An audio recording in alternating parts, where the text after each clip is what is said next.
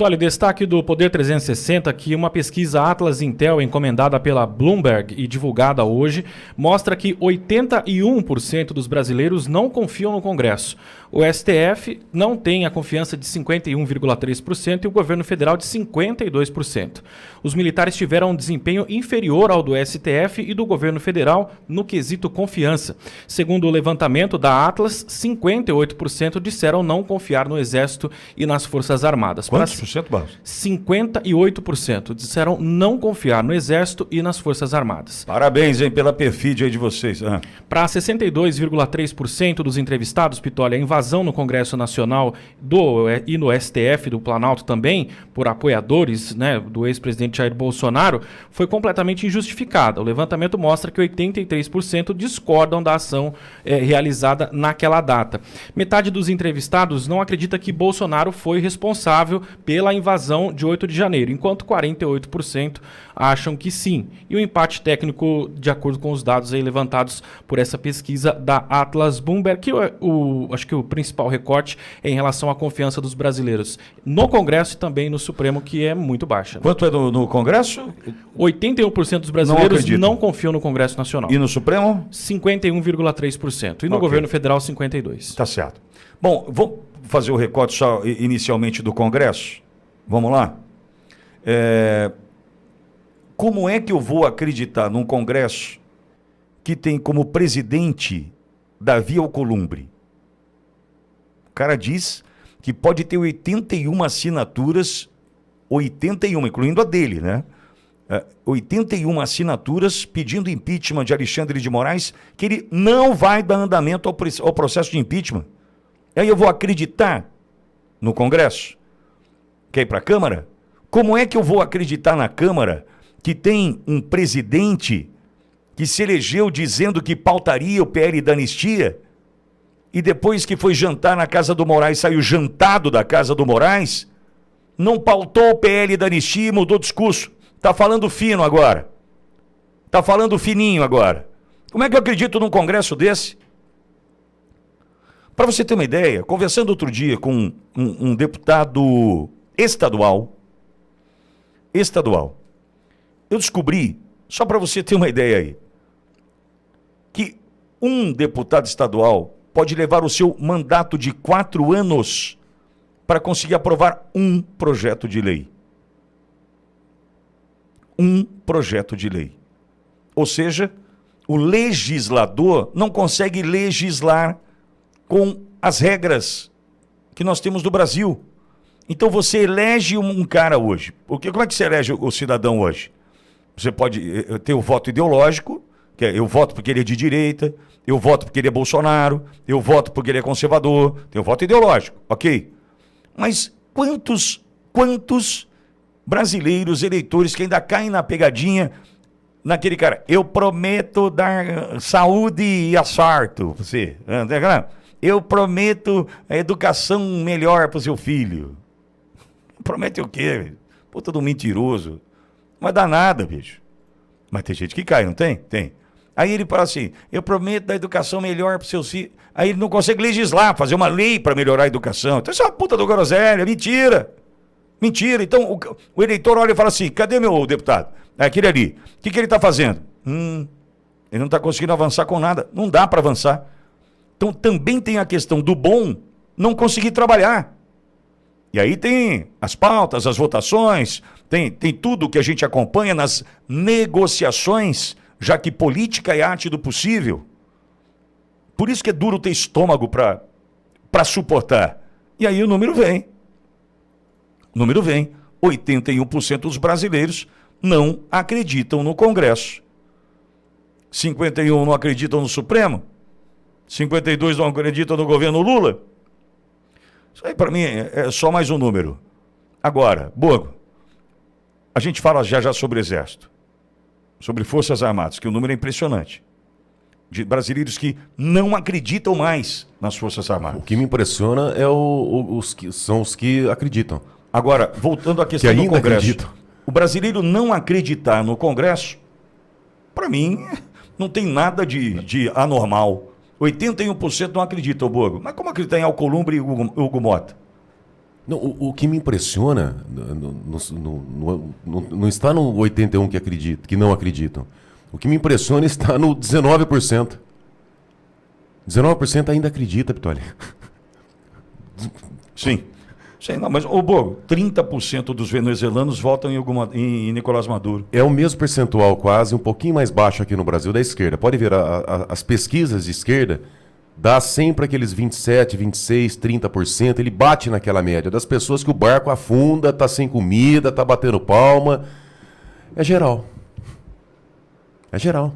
Então, Aquele percentual que pode explodir o mundo. Eles estão batendo palma. sim, mas no que temos no Brasil hoje, olhando para os 81 que não acreditam, para aqueles que olham e falam, como é... Cara, nós tivemos essa conversa com o presidente Bolsonaro. Como é que eu vou pegar na prateleira e falar assim, olha que bom produto, olha o columbre, vou levar para... Possível. E aí descobrimos, a duras penas, que o Hugo Mota é um mentiroso. Não, mas complica pelo seguinte, 81% não acredita no Congresso.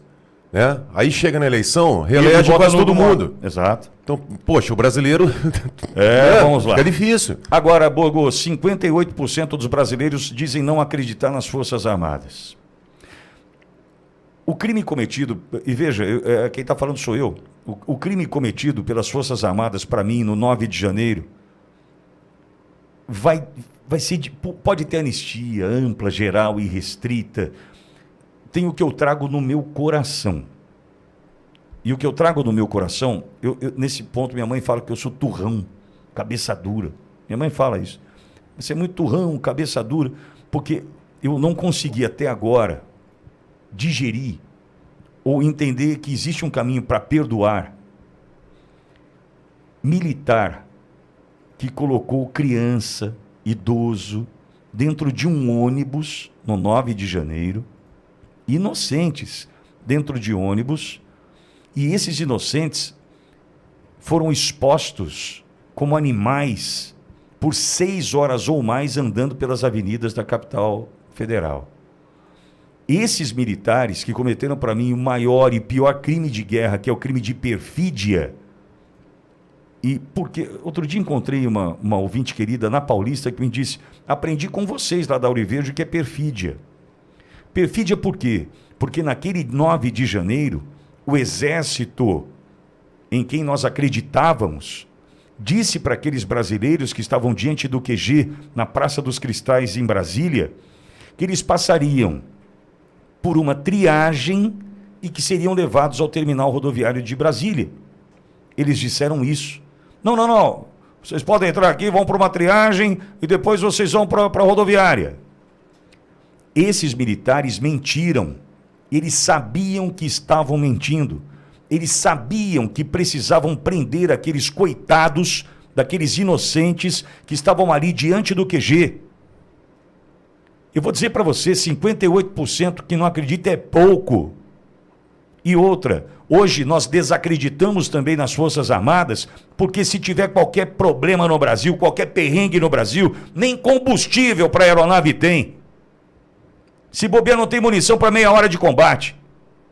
Ou seja, a gente precisa de quem? De quem não consegue nem nos proteger? É isso? Isso é lesa pátria. Os caras não conseguem nem nos proteger.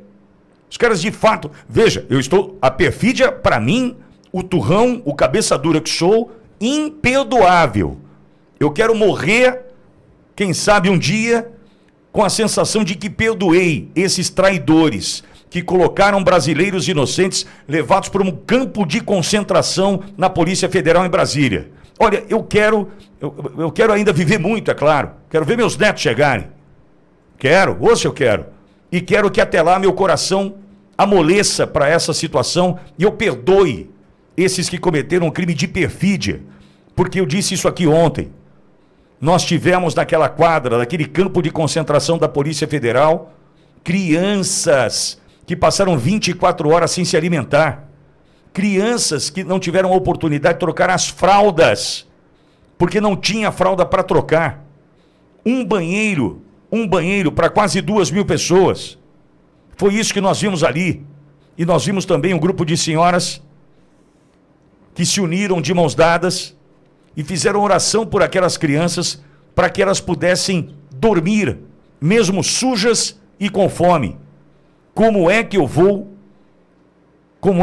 hoje perdoar esses que colocaram esses brasileiros patriotas e inocentes dentro desses ônibus? Alguns levaram para a morte, né?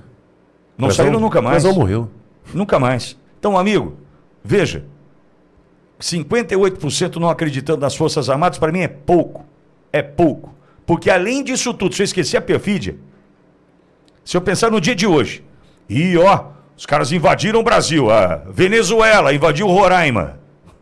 Amigo, vai sair um estilingue, um traque, né? Vai sair ali um...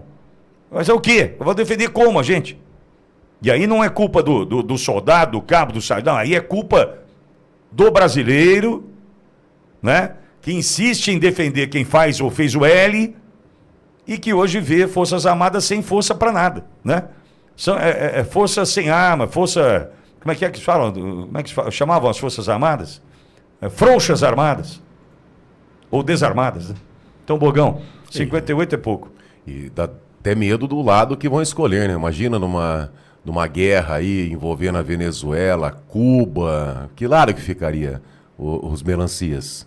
Tá? E a gente tem que lembrar aquela frase de Churchill, Pitoli, entre a desonra e a guerra, eles escolheram a desonra e terão a guerra.